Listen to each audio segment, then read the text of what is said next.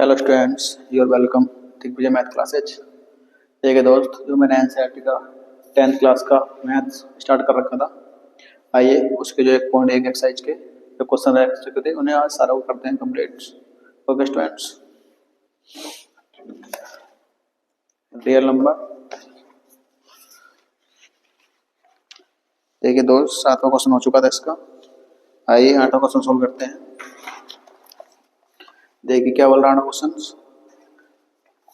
आप खुद की बुक में देख सकते हैं। राज्य प्रकाशन का मैथ है। 18 17 के एचसीएफ को 18m - 17 के रूप में दर्शाया गया है।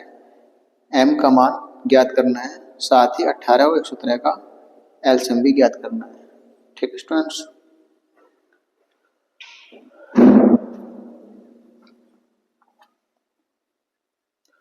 देखिए ये दिया है ना 18m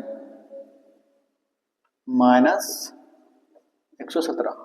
ठीक है, 8वां क्वेश्चन है। 18 और 17 के एचसीएफ को 18 और 17 के एचसीएफ को इसके रूप में व्यक्त किया गया है। 18 और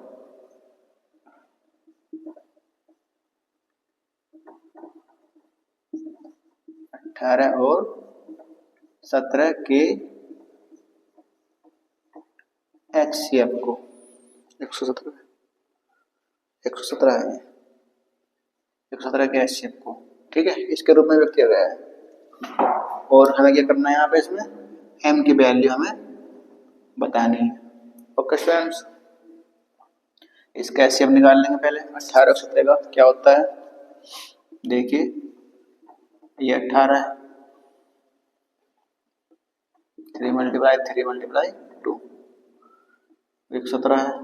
फैक्टर कर लेंगे, सिंपल है।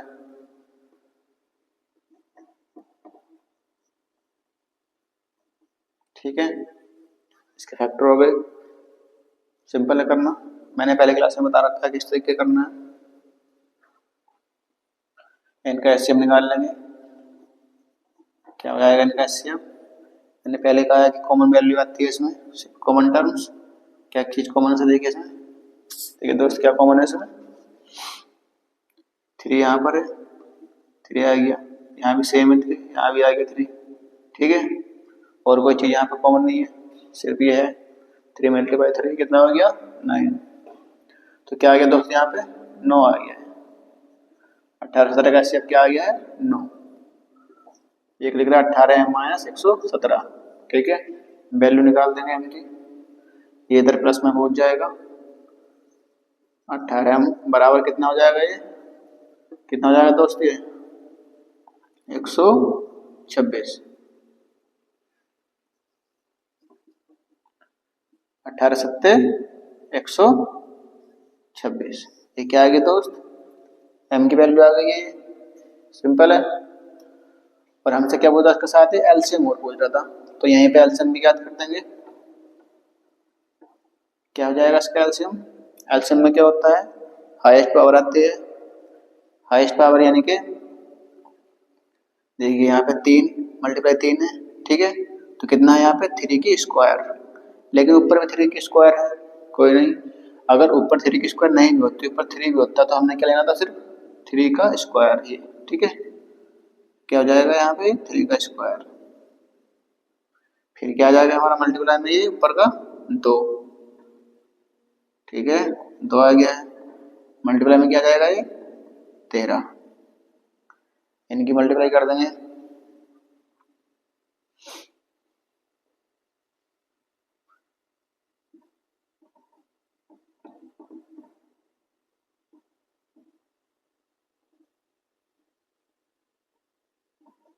ये क्या आ गया इसका एलसीएम।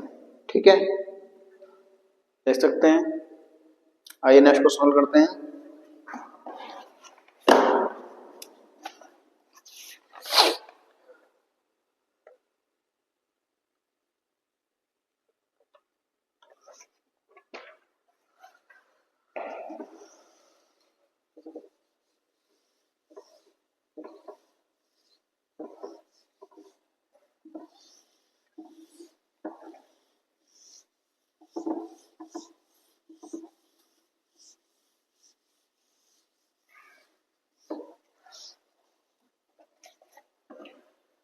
यदि किसी को मुझसे ट्यूशन लेना है तो वो ट्यूशन ले सकता है, कोचिंग वगैरह जो भी आप समझते हो, 9th 10th 11th 12th और 8 क्लास तक, 8 क्लास या 7 तक भी, 7 से नीचे नहीं पढ़ता। ठीक है, ठीक है दोस्त। तो देखिए 8th क्लास के लिए 200 रुपये प्रति मंथ। ठीक है दोस्त, 200 रुपये प्रति मंथ।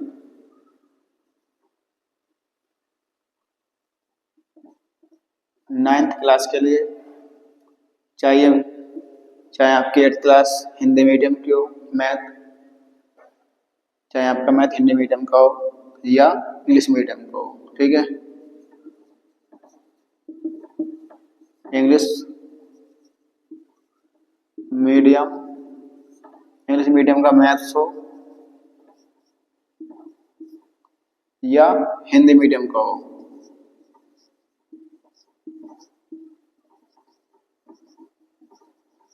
ठीक है, हिंदी मीडियम का मैथ हो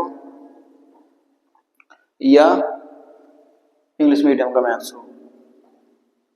देखिए 9th क्लास के लिए है 250 रुपये प्रति मंथ।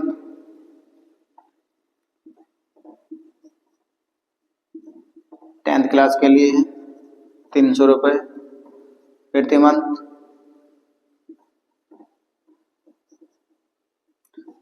11th क्लास के लिए हैं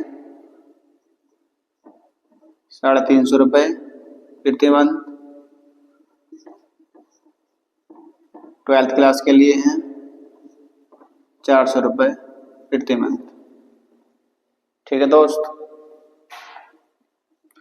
7th क्लास के लिए भी 200 रुपये प्रति मंथ ही है।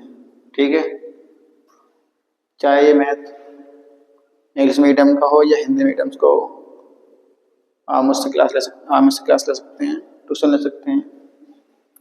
ओके स्टूडेंट्स, आइए नेक्स्ट क्वेश्चन सोल्व करते हैं।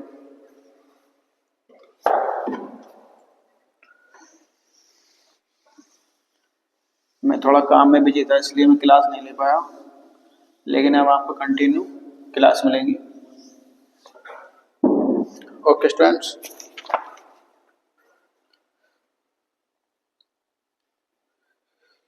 यदि आपको डेमो देखना है एनसीईआरटी इंग्लिश मीडियम का तो आप मेरे डिस्क्रिप्शन में जाकर के क्लास देख सकते हैं।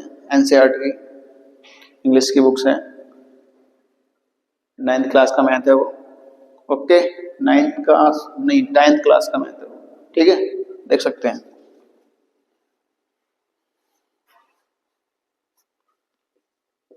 ये देखिए 9th क्वेश्चंस। जांच कीजिए कि किसी प्राकृतिक संख्या के लिए संख्या 6n अंक 0 पर समाप्त हो सकती है। ठीक है, क्या कह रहा क्वेश्चन में वो कि 6n ये जो वैल्यू दी हुई है ये अंक 0 पर समाप्त हो सकती है, ये बोल रहा है वो। ठीक है, तो हमें बताना है कि होगी या नहीं होगी। तो 6 की पावर n को क्या लिख सकते हैं हम, 3 × 2। ठीक है, इसकी पावर n। क्या इसमें कहीं 0 आया है, बताइए, क्या इसमें कहीं 0 आया है? क्या ये 3 9 30 हो रहा है? या यहाँ पे 5 आया होता तो अभी ये 5 में 10 हो जाता, तो 0 आया था इसमें, लेकिन इसमें ऐसा नहीं हुआ है। ठीक है, तो हम इसे क्या लिख सकते हैं, नहीं। ठीक है, क्या लिख सकते हैं सब, नहीं। 6 की पावर n अंक 0 पर समाप्त नहीं हो सकता, आंसर। ओके स्टूडेंट्स, आइए करते हैं नेक्स्ट क्वेश्चन।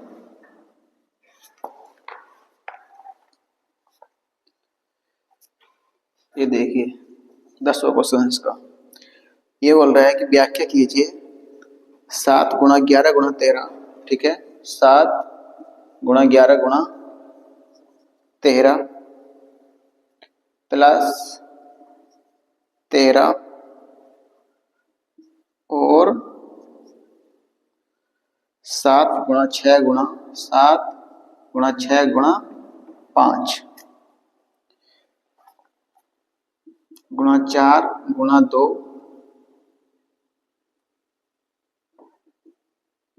गुणा 3 गुणा 2 गुणा 1 प्लस, ठीक है, प्लस 5। वो कह रहा है भाज्य संख्याएं क्यों हैं, ठीक है, हमें ये बताना है कि भाज्य संख्याएं क्यों हैं। पहले तो हम इनको वो कर लेंगे, एक इनका संख्या बना लेंगे, मल्टीप्लाई कर लेंगे इनकी।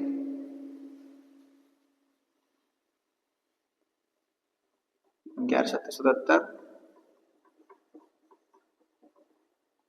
ठीक है, तो हो गया।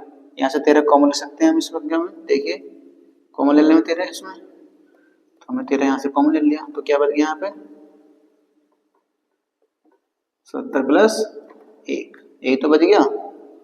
कितना हो गया अब ये 78। इसकी मल्टीप्लाई कर देंगे 78 की, 13 मल्टीप्लाई 78, तो कितना हो जाएगा ये 13 8 104।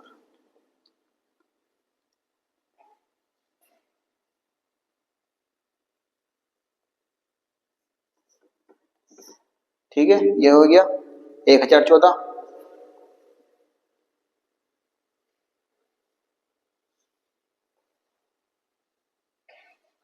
आइए इसकी मल्टीप्लाई करते हैं, कितना हो जाएगा ये,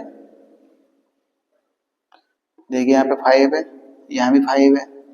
ऐसे तो नंबर छोटा है, ऐसे मल्टीप्लाई कर सकते हैं, कोई बड़ी बात नहीं है। लेकिन हमने क्या करना है, जब हमारी चीज कोई कॉमन होती है तो हम इस तरीके से करते हैं, हम यहाँ कर लेंगे 5 कॉमन ले लेंगे। देखिए 5 यहाँ पर भी है, 5 यहाँ पर भी है ना, ठीक है। अंदर क्या बच गया, देखिए क्या बच गया अंदर 7 छंगे 42, ठीक है, 7 छंगे 42, और ये कितना हो जाएगा ये 42 मल्टीप्लाई में कितना आ जाएगा 4 तिया 12 दूनी 24, ठीक है, प्लस में क्या हो जाएगा खाली 1 तो बचा नहीं, और तो कितना जाएगा दोस्त ये 1008, ठीक है, प्लस में 1 कितना हो जाएगा 1009, ठीक है। इसकी 5 की मल्टीप्लाई करने के तो कितना हो जाएगा ये 5045, ठीक है। ये नंबर कैसे कट जाएगा 5 से कट जाएगा, और एक अंक और करना चाहिए, ये कि 5 से काट देते इसको, तो कितना जाएगा ये, ठीक है। एक तो ये 5 से कट सकता है, और ये इस नंबर से कट जाएगा, ये 5 से कटेगा और इस नंबर से कट जाएगा, तो ये क्या है एक भाज्य संख्या होगी। अगर कोई संख्या 2 से कट रही है 2 अंकों से, तो या 2 नंबर से कट रही है, तो वह संख्या क्या मानी जाएगी हमारी भाज्य मानी जाएगी। सेम यहाँ पर भी अगर 2 संख्या 2 नंबर से कट रही है तो वह क्या मानी जाएगी हमारी भाज्य मानी जाएगी, ठीक है। ये हो गया इसका आंसर।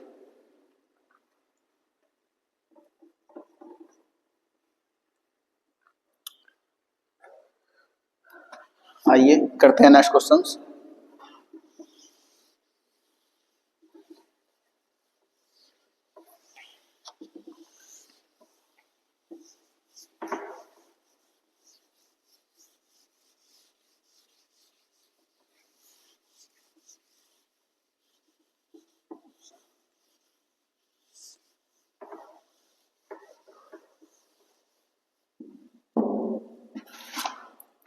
देखिए दोस्त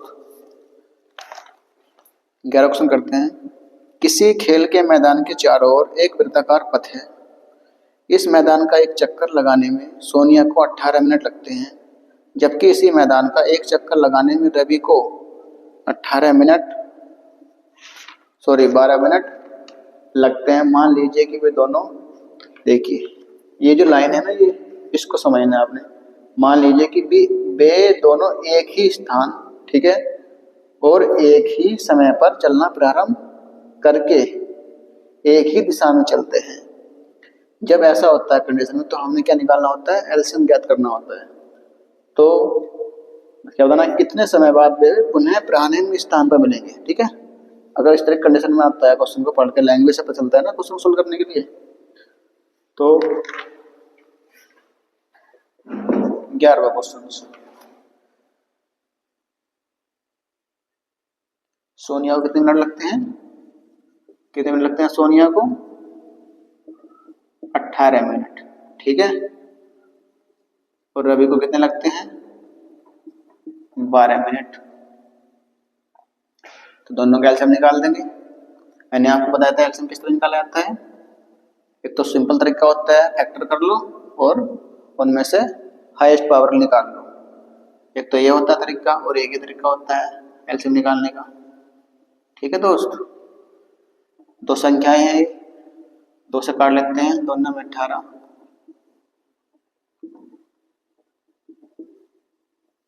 ये हो गया है। इस कंडीशन में क्या होता है, इनमें से कम एक अंक, सॉरी 2 अंक तो कटने ही चाहिए। अगर 2 नंबर इनमें से कटते हैं, 2 संख्याएं अगर कटती हैं तब तो ठीक है ना। अगर यहाँ पे 5 नंबर दिए हुए हैं, 5 में से मान लिया हमारे 4 कट गए, 1 नहीं कटा, तो कोई नहीं, उसको छोड़ देते हैं। इस तरीके से एलसीएम ज्ञात कर लेते हैं इसमें। देखिए 3 दूनी 6, 6 तिया 18, 18 दूनी 36।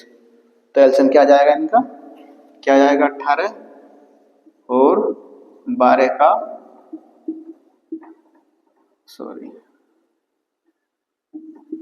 एलसीएम क्या जाएगा, 36। तो हम क्या लिख सकते हैं इसे, कि सोनिया और रवि, क्या लिख देंगे, सोनिया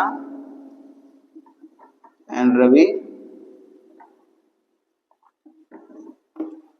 सॉरी सोनिया एंड रवि, ठीक है।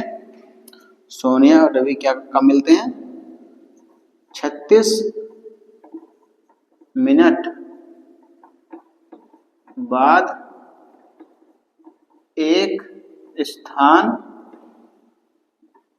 पर मिलेंगे, ठीक है। सिंपल है। आइए नेक्स्ट क्वेश्चन करते हैं।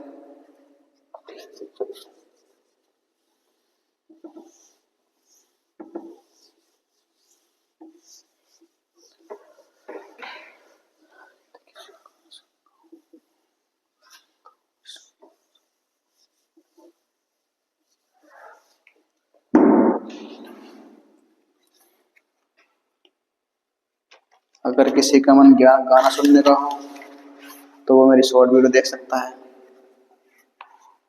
आइए 12 क्वेश्चन करते हैं सॉल्व। देखिए, दिखाइए कि किसी प्राकृतिक संख्या n के लिए 12n का मान 0 या 5 पर समाप्त नहीं हो सकता, ठीक है। क्या बोल रहा हो, n के लिए क्या कह रहा है कि हमें दिखाना है, क्या है, n के लिए दिखाना है, किसका, 12 की पावर n का मान 0 या 5, 0 या 5 पर समाप्त नहीं हो सकता, ठीक है। पर समाप्त नहीं हो सकता, ठीक है। ये दे रखा है, तो क्या लिख देंगे हम इसमें, सोल्व कैसे कर देंगे भाई। जो पहले हमने क्वेश्चन किया था, 12 की पावर क्या लिख रही है, n, तो ये वैल्यू दी हुई है, तो 12 फैक्टर कर लेंगे। क्या हो जाएंगे 12 फैक्टर, क्या हो जाएंगे दोस्त 12 के फैक्टर, इसकी पावर कितनी है, कितनी रखी पावर, n, ठीक है।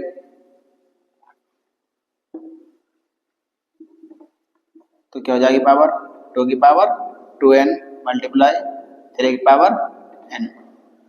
क्या दोस्त, इनमें आपको दिखाई दे रहा है कहीं पर, इनकी मल्टीप्लाई में 0 आ रहा है। 0 आने के लिए अब यहाँ पे इसमें 2 दिया हुआ है, ठीक है। या तो यहाँ पे 5 होना चाहिए था इसमें ऐड, वो कह रहा है कि पर 5 पर नहीं समाप्त हो सकता, ठीक है, ये हमें दिखाना है। तो ये क्या इसमें आ रहा है 5, ना इसमें 5 आ रहा है ना इसमें 0 आ रहा है। ठीक है, तो हम क्या कह सकते हैं,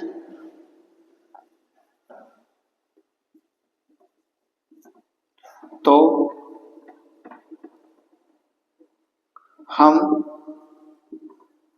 कह सकते हैं कि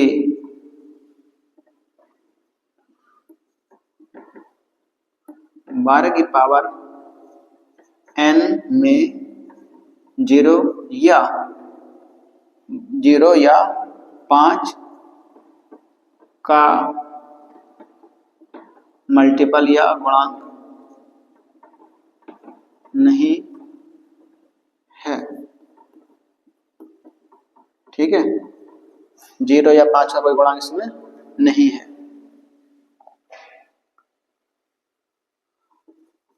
अतः इसका मान 0 या 5 नहीं हो सकता।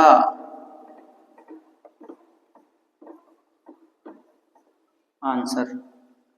ठीक है स्टूडेंट्स, आइए करते हैं नेक्स्ट क्वेश्चन।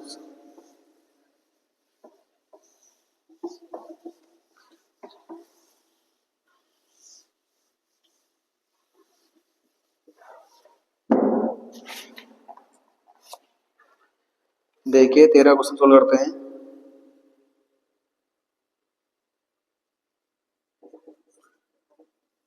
ये बोल रहा है निम्नमत भाज्य यानी कि जो छोटी छोटी भाज्य संख्या तथा निम्नमत अभाज्य संख्या का में से ज्ञात करा रहा है। निम्नमत मतलब जो कम से कम भाज्य संख्या हो, तो कम से कम भाज्य संख्या क्या हो सकती है बताइए। क्या करा रहा है, में से पूछ रहा है इनका। क्या पूछ रहा है,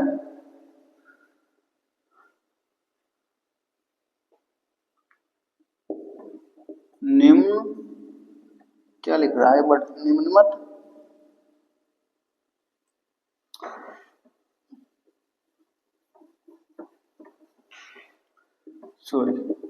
मिनिमम डिविजिबल नंबर। ठीक है, क्या हो जाएगा,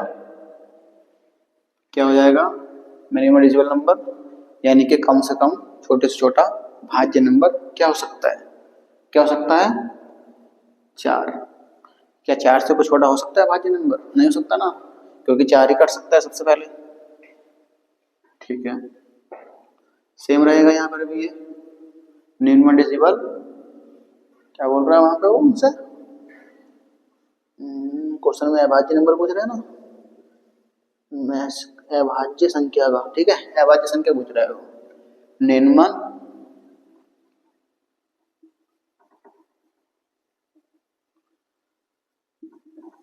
प्राइम नंबर। ठीक है, नंबर क्या हो जाएगा बताइए।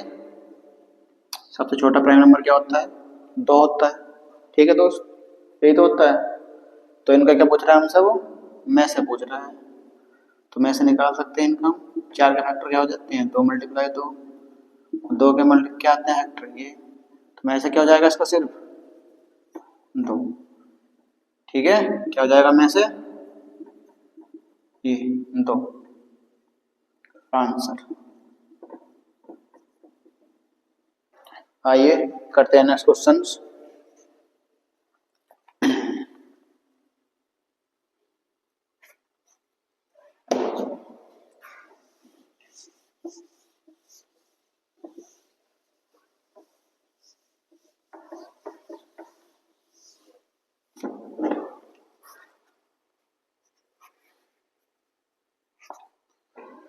देखिए 14वां क्वेश्चन सोल्व करते हैं।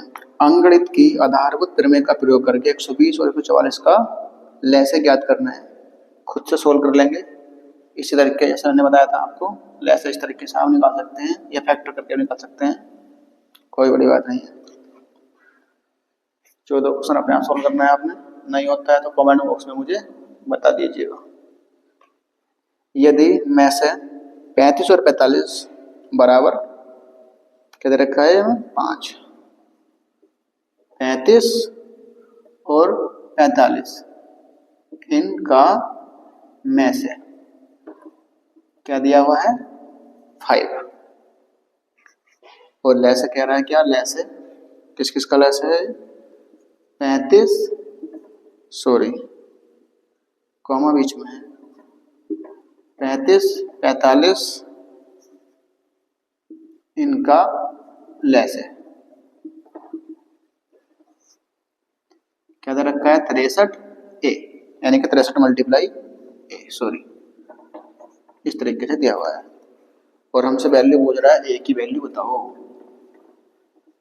कर सकते हैं सिंपल है, ठीक है। इसका ऐसा पूछ रहा है, दिया हुआ है ये इस वाले रूप में, तो पहले इसका लेसा निकाल लेंगे 35 और 45 का।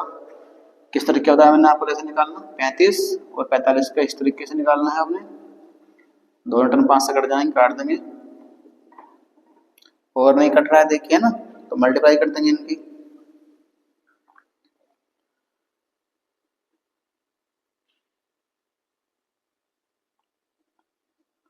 कितना आ गया है, कितना हो जाएगा 63 63 56 30 315, ठीक है।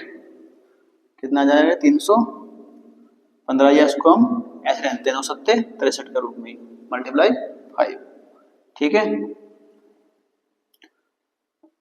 क्या हो जाएगा इसका लेस है ये 5 मल्टीप्लाई 63, ठीक है।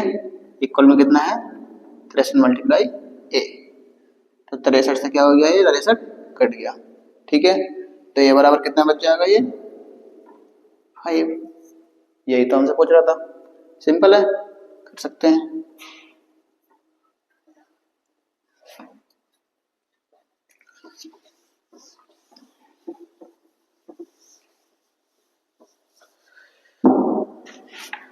आइए करते हैं सॉल्व क्वेश्चंस। देखिए यदि संख्याओं a और b का मैसे दिया हुआ है 12, ठीक है।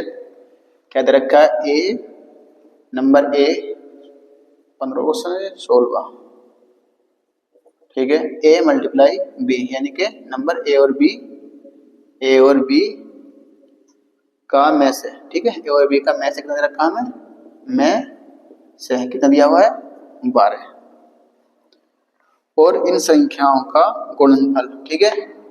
इन संख्याओं का गुणनफल a गुणा b कितना दे रखा है हमें 36 36 दिया हुआ है, तो इनका लैसा बताना है, ठीक है। क्या पूछ रहा है हमसे, वो लैसा पूछ रहा है, लैसा में बताना है, तो सिंपल है, आप जानते हैं बी नाउ दैट, क्या होता है इसका फॉर्मूला, लैसे गुणा में से, ठीक है, बराबर क्या होता है ए गुणा बी, यानी कि पहली संख्या गुणा दूसरी संख्या, ठीक है, ये तो होता है। तो यहीं पे जो है पुट कर देंगे वैल्यू a गुणा b, ठीक है, नंबर a गुणा b कहाँ पर है, इक्वल में है, तो रख देंगे यहाँ पे 3600, ठीक है।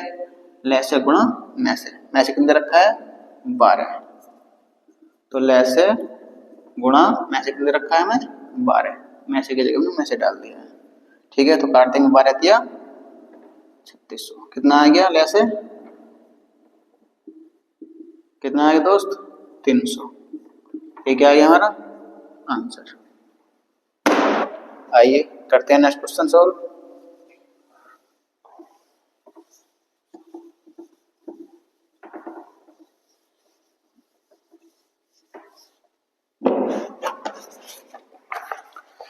देखिए सूत्रों को सॉल्व करते हैं। इसमें बोल रहा है कि निम्नलिखित गुणनखंड वृक्ष को पूर्ण कीजिए, x y z के मान ज्ञात कीजिए, ठीक है। देखिए इस तरीके से बनाया हुआ है,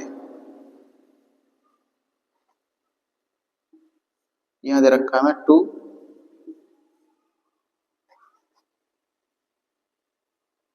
ये दे रखा है बाई इधर रखा है 3,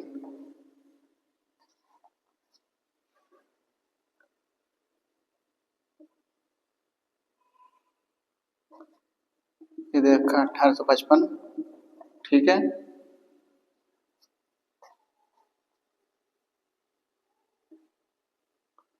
इधर रखा है 5,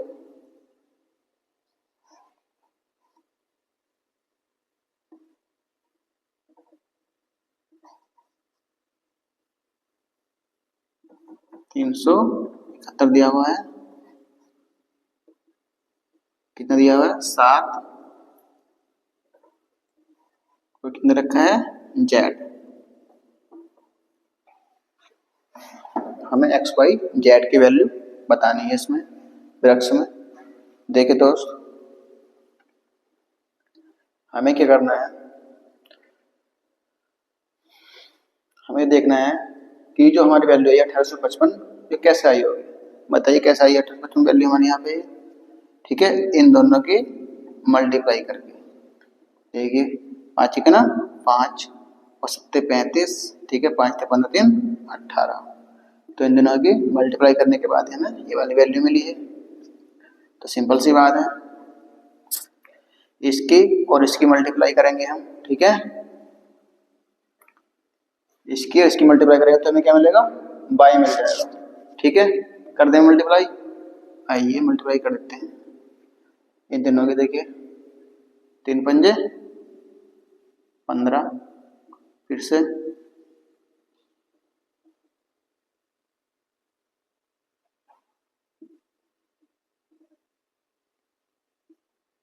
तो ये क्या आ गया है? बाई की वैल्यू आ गई, ठीक है। तो बाई कितना आ गया हमारा? कितना आ गया बाई? 55 65, 55 65, ये आ गया हमारा बाई। इन दोनों की हमने मल्टीप्लाई कर दी तो हमें क्या मिल गया है?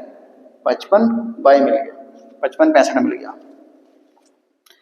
क्योंकि हमने इनकी मल्टीप्लाई कर दी थी। तो इनकी मल्टीप्लाई करने भैया आ गया है, क्योंकि इनकी की थी तो ये आया था, ठीक है। सिंपल सी बात है। तो इसी तरीके से अगर इनकी मल्टीप्लाई करेंगे तो क्या आएगा? ये आएगा 371, आएगा कि नहीं आएगा?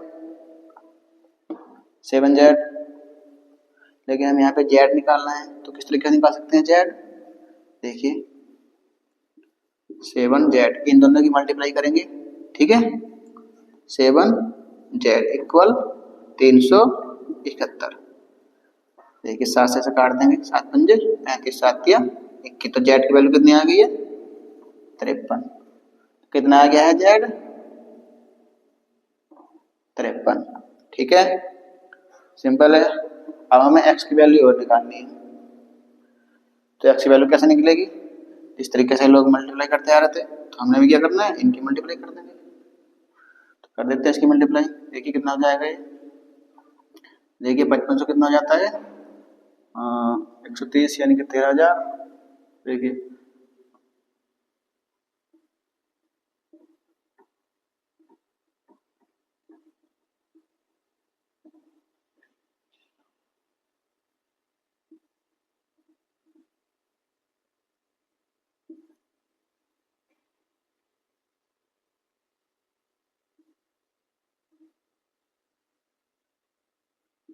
ठीक है। तो क्या आ गया हमारे x की वैल्यू? ये आ गई, ठीक है। आपका ट्री कंप्लीट हो चुका है। देखिए दोस्त, आपकी एक्सरसाइज 1.x एंड हो चुकी है।